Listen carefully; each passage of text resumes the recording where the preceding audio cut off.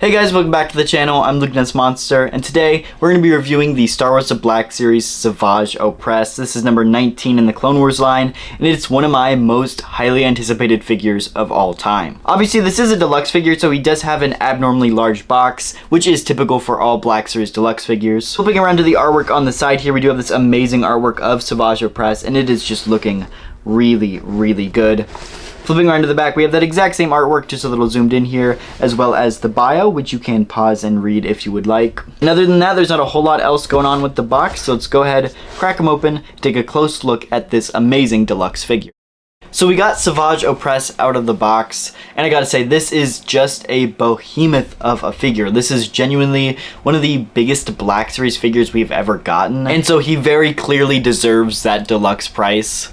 I know a lot of people were pretty upset when this guy was first announced and released, saying like, what, this guy does not deserve a deluxe figure? He should be a normal figure. But genuinely getting him in hand, this is 100% a deluxe figure. And you guys will 100% see why here once we get him compared to some normal sized figures. But yeah, this is a monster figure, and he's got a ton of detail, ton of paint apps, and some really good articulation. So let's go ahead, get him off of this spinny stand, take a close look at everything this figure has to offer. So Savage Opress does come with his two weapons, his, of course, double-bladed lightsaber, as well as his kind of like axe spear thing. And this one looks really good, some great gunmetal gray silver paint on the blades. To be honest though, I really think that Savage Opress is pretty iconic for his double-bladed lightsaber, and so I think the spear is great, but we're really not going to use this thing. But of course, I do really want to appreciate the sculpting and paint apps and detail that went into it, because it is really good looking, and it is a quite large accessory as well. I mean, it's taller than him as a figure, and he already is a really tall figure. And of course, looking at the lightsaber, I will say I think the one thing with the lightsaber is that I wish the handle was more of like a gunmetal gray metallic color, but instead it's almost like this white plastic, which I still think it looks good, but not quite as good as the axe when it comes to paint apps. The blades, of course, are removable, and they're pretty easily removable in this one, which is great. So I think that'll be great for avoiding like saber breaks, which is good because I know that's a big problem with BlackSeries figures. One thing that's great, there is a belt loop on the hilt here, so if you want to, you can hook it onto his belt, and it does look really cool like that. That is one of the first things I want to do is look at the face sculpt for this guy, because it just turned out really good.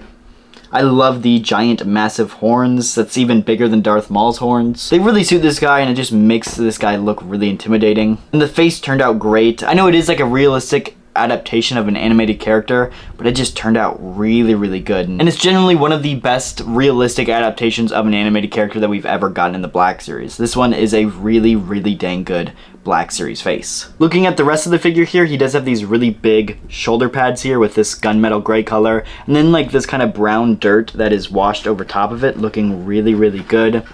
And one thing that's great about these shoulder pads is they cover up the massive butterfly joints, and so he's able to get a ton of range of motion with these butterfly joints, and they're pretty much invisible because of these massive shoulder pads, and I really like that, and it allows this figure to get in some amazing poses. Of course, the chest here does have this kind of like dirt wash over it as well. I think that adds a lot to the figure. To be honest, if they didn't add that dirt wash over it, this one might have looked a little cheap and unpainted, so I am really glad they added that dark wash. Moving into articulation, starting with the head, of course, he does have the typical ball joint at the head for BlackSeries, so tons of range of motion here. He does have it at the top of the neck as well as the bottom of the neck, so you are going to get into pretty much any head looking pose that you would like, which is great. Of course, we already talked about the butterfly joints, but again, looking at those, tons of range of motion, and they are just so amazing. Definitely my favorite part of this figure. Of course, the arms can get up into a T-pose, and the shoulder pads don't get in the way at all, which is great. Now, I will say, these shoulder pads here are on an O-ring on the inside of the shoulder joint, and so typically that allows you to spin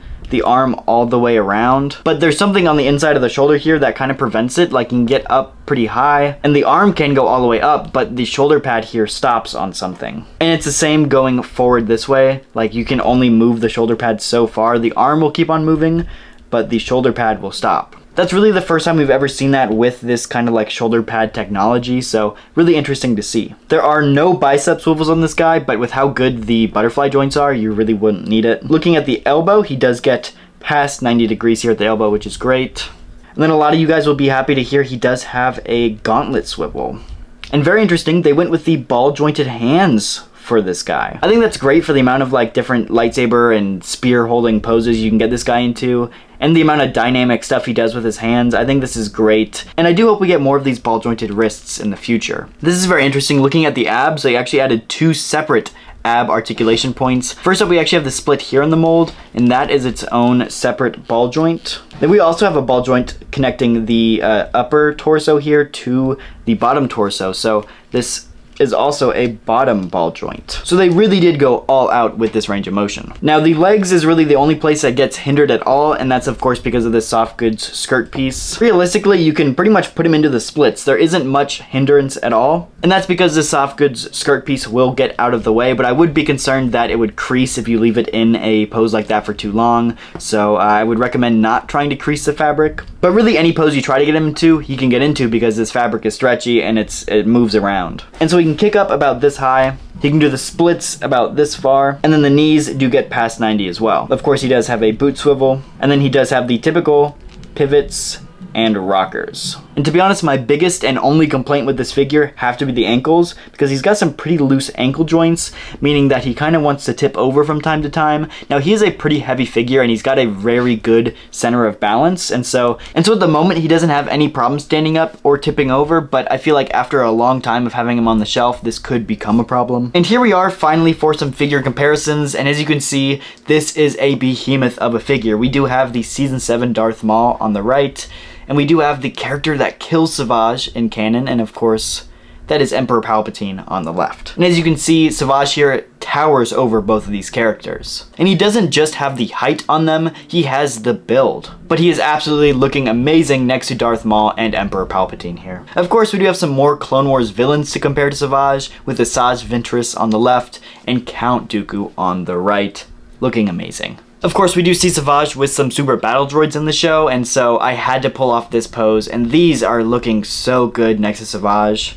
The super battle droid is already a really big character, and still Savage makes these characters look small. So yeah, I am absolutely in love with the Savage Opress figure. He's been one of my most highly anticipated Black Series figures of all time. He did win my Black Series March Madness last year, and he was also a runner-up the previous 2 years. And so to finally have this character in the line, it's a dream come true, and he seriously just came out so good. He is a $34 figure, so a little bit on the pricier side, but for that price, you do get a top tier figure. He has amazing paint apps, amazing articulation, great accessories, and overall, he is going to be a centerpiece of your collection. This figure is easily a 5 out of 5, and to be honest, right now, he is in the running for best Black Series figure of 2025. I'd love to know what you guys have to say about him though, so please leave a comment down below what you guys think. Do you think he's the best Black Series figure of 2025, or do you think something else is? Let me know down in the comments below, but that is going to do it for this video. So if you guys did enjoy, the like button, subscribe, and I'll see you guys in the next one. Thank you so much for watching.